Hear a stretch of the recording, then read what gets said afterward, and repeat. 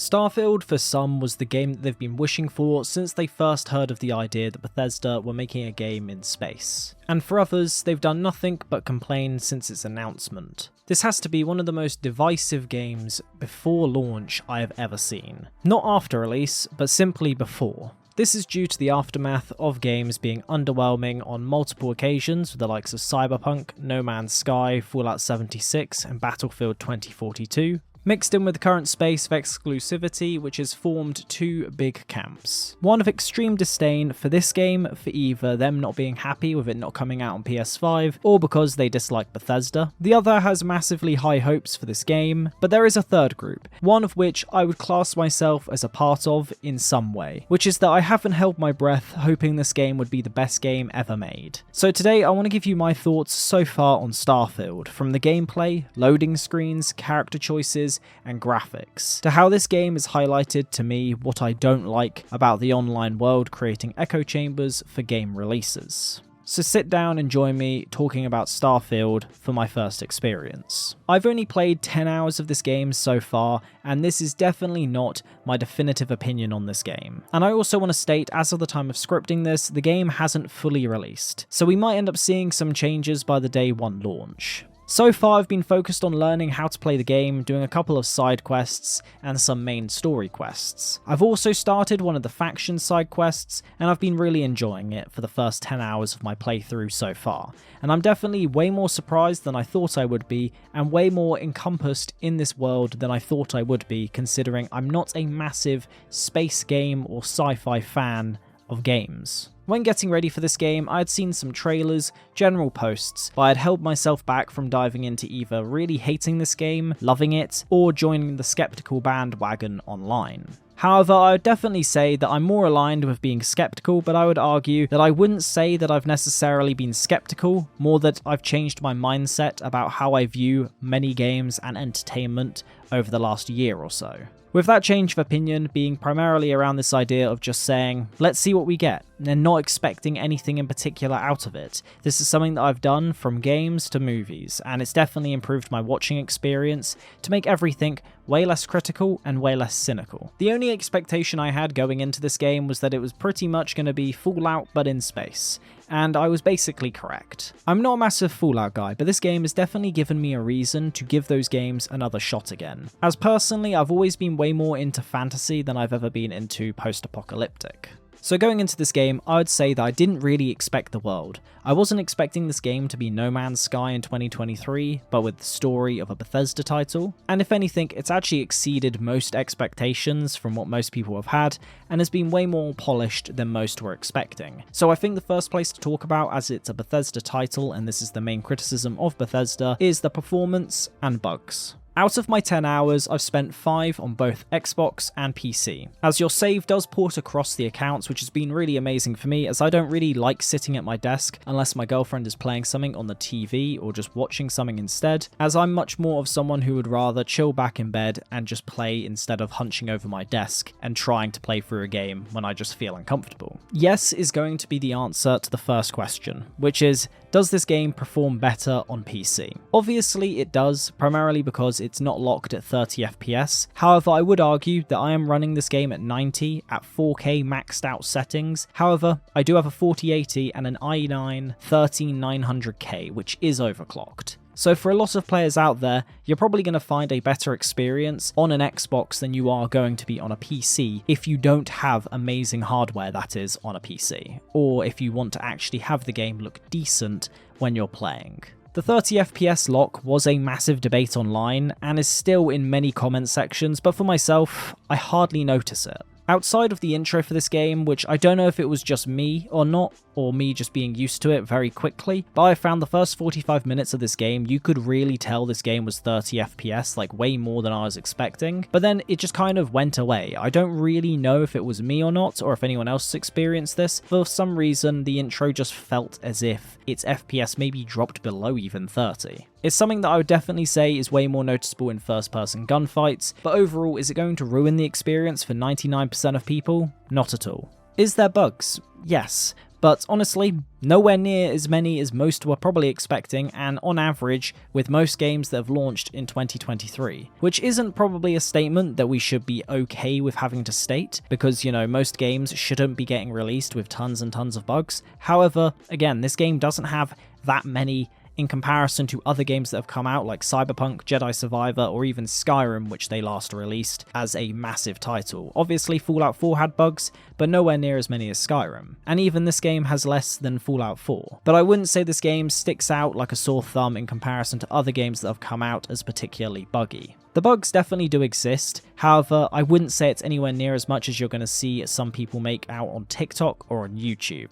And I will be talking about the negativity around that later on in this video, but I wanted to state right away that if you are using TikTok for a lot of your information about this game, you're probably going to find yourself literally only shown either people who are being extremely negative or extremely positive. YouTube at least gives you that slight middle ground with skepticism. Now, this game runs really well on PC and on Xbox. The only issue that I've had so far when it comes to any form of bug is just a notification icon that disappeared once I just closed and reopened the game. It was definitely annoying at first for like 5 minutes, and then I was like, okay, well, I'm just going to close the game, reopen it, and see if it gets rid of it. If it didn't, then yes, that would have been extremely annoying to the point where there's literally nothing in your settings to turn these notifications off. However, it removed it, and that's perfectly fine with me. Another tricky topic coming up to launch was the combat, which is definitely on the fault of Bethesda's marketing team. Either fault or genius depending on how you would take this issue. The gameplay that we were shown to show off the combat of this game was really underwhelming and didn't really give us much to go off of. However, this game definitely exceeded every single expectation I've seen out there. From the feeling of the weight behind every hit, hacks behind each slash, and the impact behind every single bullet. This game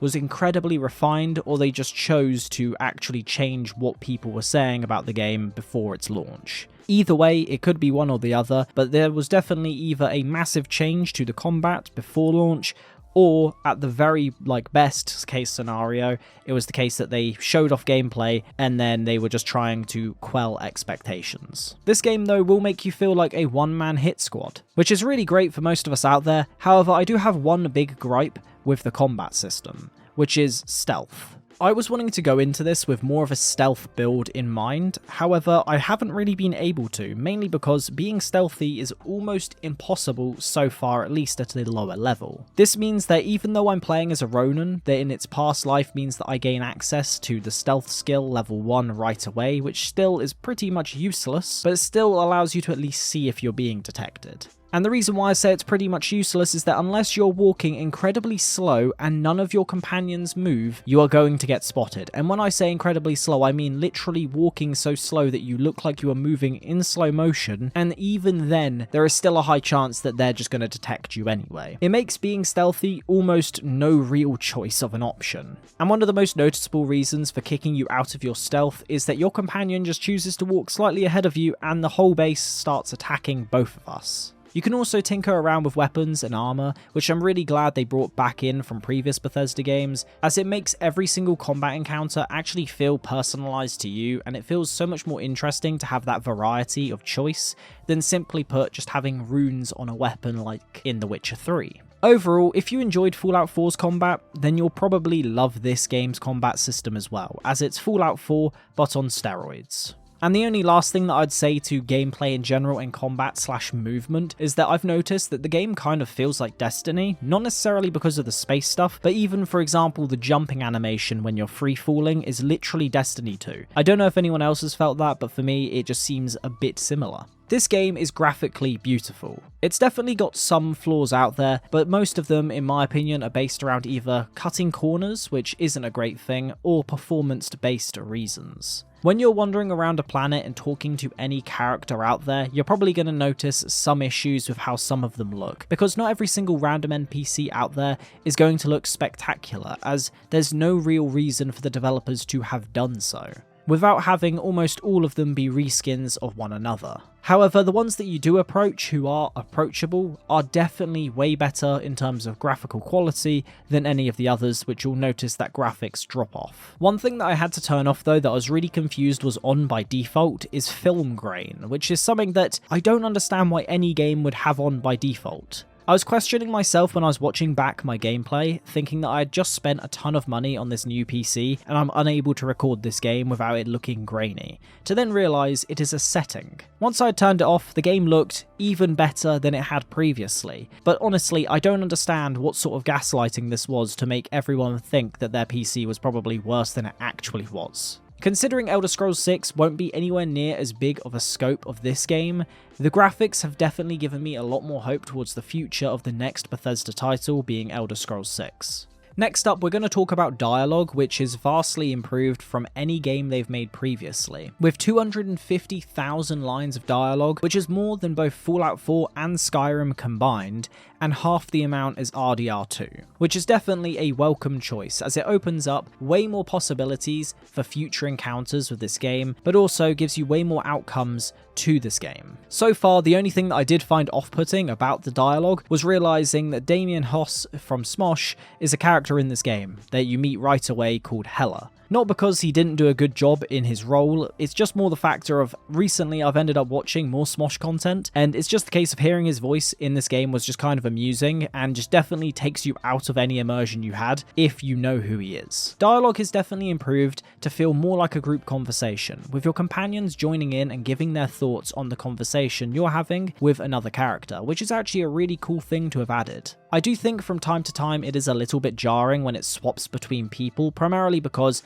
it is only close-ups of people's faces, which does become a little bit jarring, as I said, when it's just swapping from the character you've been talking to for like 5 minutes, it then just changes over to your companion out of nowhere for like 10 seconds. But with companions, that is what we should talk about next. So far, I have found myself only using Sarah from Constellation as my main companion, primarily because I haven't gained any others, I don't believe so far. I have to say that these are so much better than any other game previous. The fact that they have full personalities, histories and everything about them makes them way more interesting and likable than just being your walking meat shield from Skyrim or Fallout. However, like I mentioned earlier with the combat of this game, it does have the same issue as pretty much all Bethesda titles, a little bit less so, which is just them going into combat and engaging in combat on your behalf before you even decided you wanted to get involved. It's definitely annoying, but it definitely seems like it's at least slightly better than the likes of Skyrim. This game has vastly improved on Fallout's skill tree and has blended in Skyrim and Fallout together to make each skill way more impactful. This is probably the most customizable skill set we have ever had from Bethesda, primarily due to the leveling system making it extremely intentional on which skills you are choosing and needing to have a concrete idea or at least a vague notion of what sort of role you want to be playing. Because if you don't know right off the bat, you'll probably find yourself screwed a little bit later in the game when you find out you wanted to be that stealth archer that you couldn't be. Something that I'd definitely say is foreign to many of us Skyrim players, like I said with the Stealth Archer build. You can literally play Skyrim, get to level 10 in two-handed, and then decide, you know what, I want to be a Stealth Archer and it doesn't really matter. Whereas in this game, it really does matter on your choices, and so far, I don't know, I haven't seen anything that says that we can reset our skills, so as of right now, you do need to be intentional with your choices, which does add a level of replayability to this game. When you create your character, you get to choose your background and traits. The backgrounds will give you choices when it comes to talking to people. Like for myself, I chose the wanted trait, which basically just means that I can use it in different types of conversations, and I found it really interesting when it comes to persuading different characters. With your traits, it definitely gives you more options when it comes to the role-playing perspective. However, what this game definitely wants us to focus on is going to be the background, as it allows you to start building your character right off the bat and having specific skills straight away. The character creation heavily makes you feel way more connected to your character than any other Bethesda game previous. Skills in this game do feel way more of a grind though. That's the only thing that I would say is I'm not too sure on how I feel about it just yet, as you basically have to do grindy like Destiny 2-esque bounties to level up your skills, which isn't something that I'm necessarily fully anti, but also at the same time I can definitely see how for some players it can probably become a little annoying. Next up, I want to talk about the open world and space travel. This is where I definitely have to give more criticism than I think many would probably like. I've definitely got used to the system that's in play, however I would 100% be lying to you if I didn't say that I was either slightly disappointed and at times irritated by the loading screens and lack of actual space travel. Does this game feel like an open world? Yes and no. It's definitely one that you can explore 100%. However, it's nowhere near the same feeling for me as walking around Skyrim, as the best way of describing it is, let's say you were in Skyrim and for you to even enter a hold you had to go behind a loading screen, and then when you enter Whiterun you have to go into a loading screen. Then if you want to go up into the Cloud District you have to go into a loading screen. That is how this game feels. Now obviously within Bethesda games and any other games previous there was a lot of loading screens, however the open worlds felt open for you to explore, whereas in this game you do feel from time to time like you are just going through loading screen after loading screen every 5 minutes, which can make it a tad disappointing. However, like I said, you do weirdly get used to it. I don't really know if I went from finding it annoying to just not really caring anymore, however something definitely happened that I can't really put my finger on. It's probably more likely down to just getting used to it, but it's changed my view on how I view space games in general and just the sci-fi genre, as I found myself enjoying it more than I was expecting. I wasn't expecting No Man's Sky, but I was definitely expecting at least something like a Destiny loading screen if you were to take us between different systems. At least then it would make us feel like we are actually traveling with our ship, than just showing us a black screen with a Starfield logo on it. I would say that Skyrim's open world is miles better from feeling as if you're not being plucked out of the experience every like half an hour. However, I would argue the case that I think needs to be argued, which is the scope and size of the two games, which is obviously that Skyrim is a lot smaller, Fallout 4 is a lot smaller, The Witcher 3 is a lot smaller. All of these other games that have come out by big studios are smaller in scope than, let's say, Starfield, that if you tried to add the No Man's Sky approach and then add story to it, it would have already been done with No Man's Sky, but it hasn't because it's incredibly hard for a game to either be a full space sim and add that level of story, or have a load of story and have the space sim added in there as well. Off the jump, you can definitely tell that this game is going to have a massive replayability factor about it. But I do think the first hour of this game will probably get on people's nerves pretty quickly. However, it's a BSG title, so what do we expect? But outside of that, due to the amount of customization that we have in play, from the gameplay mechanics to the skills, upgrades and dialogue options, you can definitely see this game being something that people will put 150 to 200 hours within on one character, and then create a new save to have a complete fresh start and a new experience. This is something for myself that I find is a massive factor in if I love a single player game. Now, not all the time, as I do think, let's say, games like The Last of Us, a game that I've played about 3 or 4 times over the time of its release. However, I love almost each experience, but when I do go to replay it and I remember most of the game, I find myself finding it way more of a drag and less emotional care towards what's going on. With this, you feel way more of a lasting impact on you when you get to replay the game over and over again and you've existed within that world for a longer period of time and really seen what the game has to offer. A game like GTA 5 single player is something that I struggle to play through for a second time, and I've never actually finished it a second time since release. I've tried replaying it plenty of times, but unless you have completely forgotten the story of the game, it makes replayability of it extremely hard. I could tell right off of the jump that this game was one of those games that I would either have a second playthrough already in the works when it comes to my next video, when I actually do an in-depth video about this game, or at the very least I would have completely finished what I wanted to play on this character and had created a second one ready to play through for the whole of next year. If you've always wanted a sci-fi open world with a ton of replayability, then buy this game. It's probably going to be the reigning champion of this type of game in terms of an RPG open world with actual story in depth for a very long time, up until either Starfield 2 comes out, whatever that might look like, or, you know, a competitor actually decides to try and take on that mantle. Would I consider this the best Bethesda game ever made?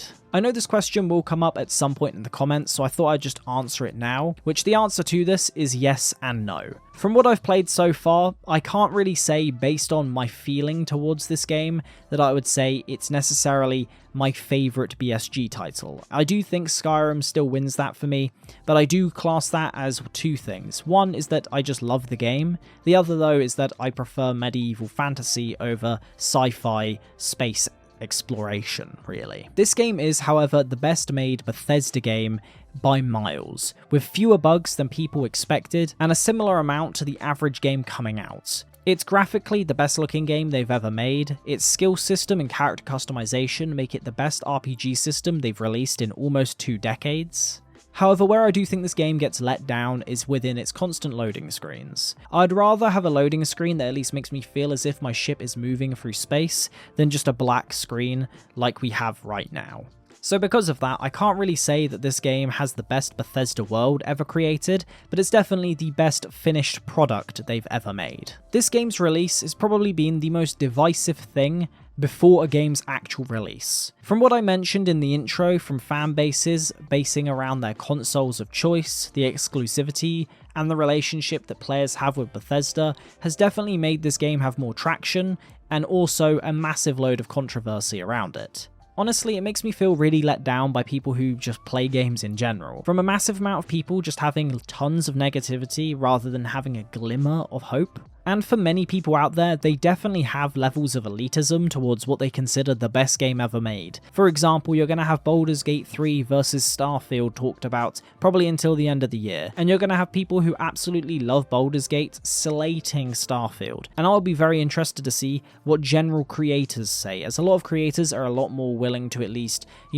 fence it, as much as people may dislike that term. They're more willing to look at things a bit more clearly and say this game has this going for it, this game has this going for it, than let's say the average commenter who just believes that Bethesda are absolutely dreadful. Maybe it's just me and that I've slowly changed my perspective on the entertainment that I consume. I also believe though this comes down to a massive amount of people looking for content creators or publications that just confirm their biases, which creates echo chambers for people to either fall into radically hating or radically loving a game. For some, you might have seen what I've seen a lot of on TikTok in particular, but it also happens in YouTube comment sections. Just scroll down and you will see the incessant amount of hate this game has got before launch, and it's just on another level that I've never seen to this extent. Most of it comes down to just, I've seen gameplay as an adequate reason to be slating the game, so they haven't tried the game out for one, but also, in my opinion, based off of it, I would probably assume they've seen maybe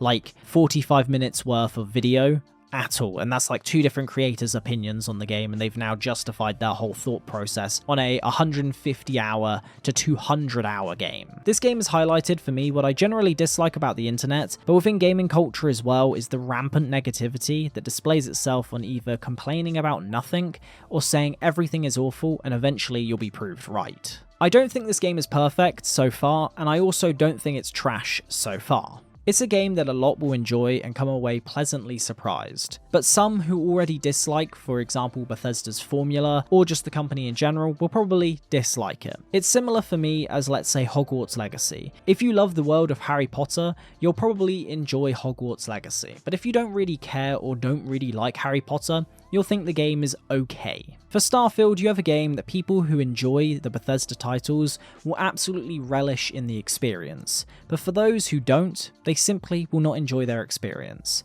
It's a Bethesda game, which doesn't mean it's good or bad, it simply just means that it depends on your taste for the pacing of a game and the mechanics. My last take that I'm going to leave you with is that if you enjoy this game, great. If you hate this game, great. But don't try and act like this game is absolutely perfect or absolutely awful, because it is neither. And that is as objective as I think most people can be for this game, as a lot of people are definitely clouded towards either hating Bethesda as a company or trying to protect them as much as possible because you've loved specific games in their past. I'll be making a full video about this game and talk about it eventually later this year, so if you are interested in my full thoughts by then make sure to subscribe to the channel and check out that video when it comes out. But if you do love video essay content in general and talking about specific topics within games and games themselves, then you're in the right place to call home for this channel. With that being said though, if you did enjoy this video, please make sure to leave a like on it and make sure to subscribe to the channel, and I'll see you guys in the next one. Have a good one.